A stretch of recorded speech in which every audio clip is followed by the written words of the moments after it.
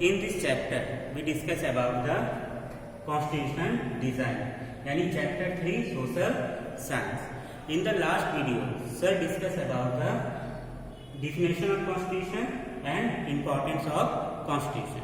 कहने का मतलब जो चैप्टर 3 है कॉन्स्टिट्यूशनल डिजाइन, इस पे हम लोग देख रहे हैं कि भारत के संविधान को बनने का, यानी भारत के संविधान के विषय पे हम लोग चर्चा कर रहे हैं।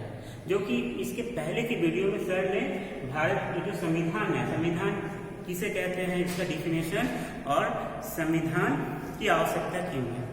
Today's video we discuss about the making of Indian constitution, यानी भारत के संविधान के बनने के इतिहास को आज हम लोग जानेंगे। स्टूडेंट, इतना तो मालूम है कि हम 15 अगस्त 1947 को आज़ाद हुए, पर जो भारत का संविधान जो बनने का जो इतिहास है वो उसकी आज़ादी के पहले से ही आरंभ होता है, यानी प्रोसेस जो है वो उसके पहले से स्टार्ट होता है।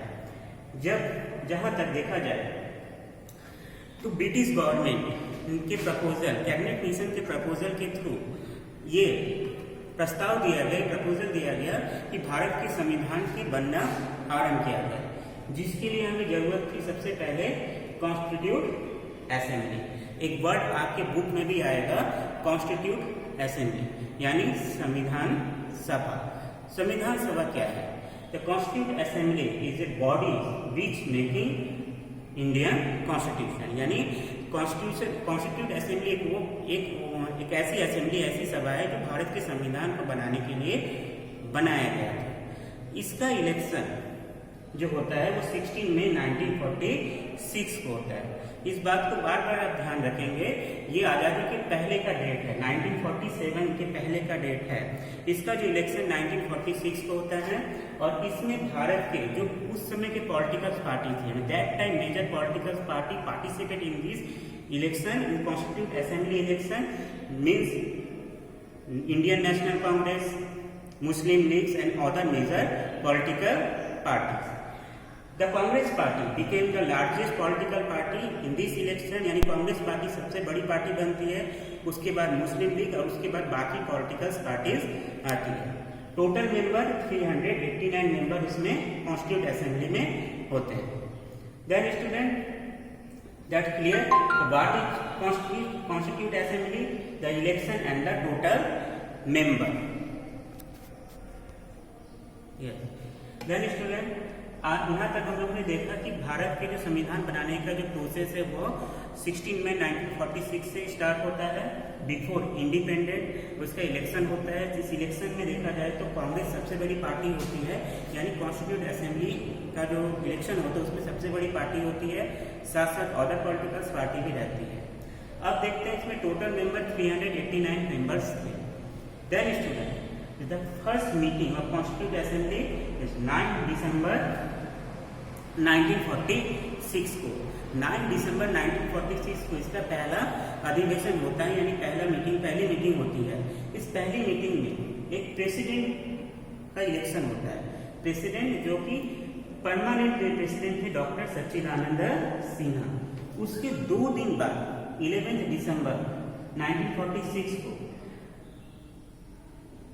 डॉक्टर राजेंद्र प्रसाद को इनके इलेक्शन, इनके प्रेसिडेंट के रूप में नियुक्त किया गया। रिपीट अगेन, इस 9 दिसंबर 1946 को डॉक्टर सच्चिदानंद सिन्हा को ये एक तरह से नॉमिनल प्रेसिडेंट बनाया जाता है, पर जो परमानेंट प्रेसिडेंट होते हैं 2 दिनों बाद 11 दिसंबर 1946 को डॉक्टर राजेंद्र प्रसाद को बनाया जाता है। ये क्वेश्चन आता है जो कि नॉमिनल प्रेसिडेंट कौन थे, एक तरह से डॉक्टर सच्चिदानंद सिन्हा, पर यदि परमानेंट प्रेसिडेंट की बात करते हैं तो डॉक्टर राजेंद्र प्रसाद, एंड तभी डॉक्टर राजेंद्र प्रसाद आगे जाके भारत के राष्ट्रपति भी बनाए जाते हैं।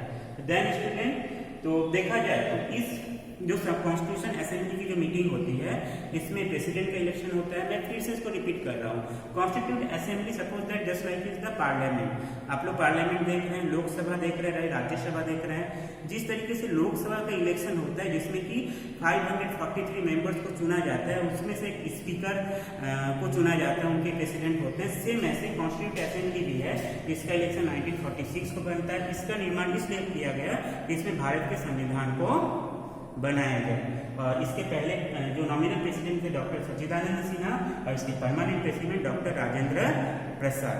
Then student next topic is the drafting committee. Drafting committee is the most important committee in constitute assembly. देखा जाए स्टूडेंट, कॉन्स्टिट्यूट असेंबली में डिफरेंट कमिटीज बनती है, डिफरेंट समिति बनती है, इसको कह सकते हैं, जिनका अलग अलग काम होता है। पर सबसे मोस्ट इंपॉर्टेंट जो कमिटी थी वो ड्राफ्टिंग कमिटी थी। ड्राफ्टिंग वर्ड से क्लियर हो रहा है कि इस कमिटी का जो काम था वो संविधान को लिखने का काम था। इसमें देखा जाए तो 7 मेंबर थे। कितने मेंबर थे? 7 मेंबर थे, जिसके जो हेड थे वो B.R. Ambedkar, doctor B.R. Ambedkar head थे, जिन्होंने कि संविधान को लिखने का काम किया। और इसीलिए कहा जाता है the father of Indian constitution, यानी B.R. अम्बेडकर को फादर ऑफ इंडियन कॉन्स्टिट्यूशन कहा जाता है। देन स्टूडेंट नेक्स्ट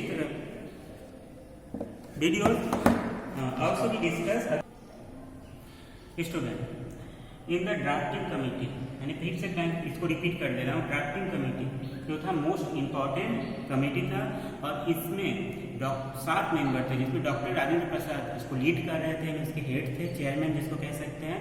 और ड्राफ्टिंग कमेटी का काम था अपने भारत के जो कॉन्स्टिट्यूशन है उसको लिखने का, रिटेन वर्क था। इस most important work for in the making of Indian constitution. अब देखते हैं जो कॉन्स्टिट्यूट असेंबली थी, कॉन्स्टिट्यूट असेंबली में लॉन्ग डिस्कशन होता है, यानी दुनिया भर के जितने भी जो डेमोक्रेटिक कंट्रीज थे उनके जो संविधान थे उसके जो मेन प्रारूप थे, जो अच्छी बातें थे, उसको लिया गया हमारे संविधान में, उसको डिस्कस किया गया। जैसे कि parliamentary form of system detail से लिया गया, फंडामेंटल राइट्स है एंड सुप्रीम कोर्ट्स है, जैसे कि अमेरिकन कॉन्स्टिट्यूशन से लिया गया।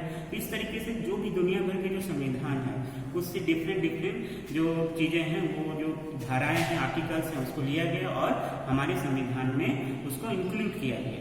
इस पर लंबा डिस्कशन चलता है। लंबे डिस्कशन चलने के बाद एट लास्ट फाइनली इसमें बहुत सारे संशोधन भी होते हैं, बहुत सारे इसमें चेंजिंग भी होते हैं, और एट लास्ट फाइनली इसको कुछ जो अडॉप्ट किया जाता है। और एट लास्ट फाइनली जो भारत का संविधान है वो 26 नवंबर 1949, ये डेट मोस्ट इंपॉर्टेंट है, बार बार क्वेश्चन में ये आता भी है, परीक्षा में पूछा भी जाता है कि भारत का संविधान पास कब होता है कॉन्स्टिट्यूट असेंबली से। तो 26 नवंबर 1949 को ये भारत के जो संविधान है वो पास होता है और इन्फोर्स होता है 26 जनवरी 1950, यानी इसको लागू किया जाता है 26 जनवरी 1950 को। देन स्टूडेंट, तो मैं हम लोगों ने ये डिस्कस किया कि जो कॉन्स्टिट्यूशन है लॉन्ग डिस्कशन के बाद, कॉन्स्टिट्यूट असेंबली से डिस्कशन के बाद ये पास होता है 26 नवंबर 1949 को और इन्फोर्स होता है 26 जनवरी 1950 को, यानी जिस दिन हम लोग 26 जनवरी या रिपब्लिक डे के रूप में भी इसको मनाते हैं।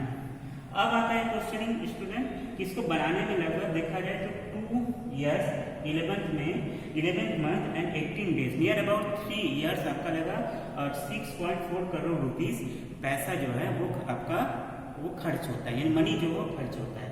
तो देन स्टूडेंट, टुडेज वीडियो भी discuss about the history of making of Indian constitution.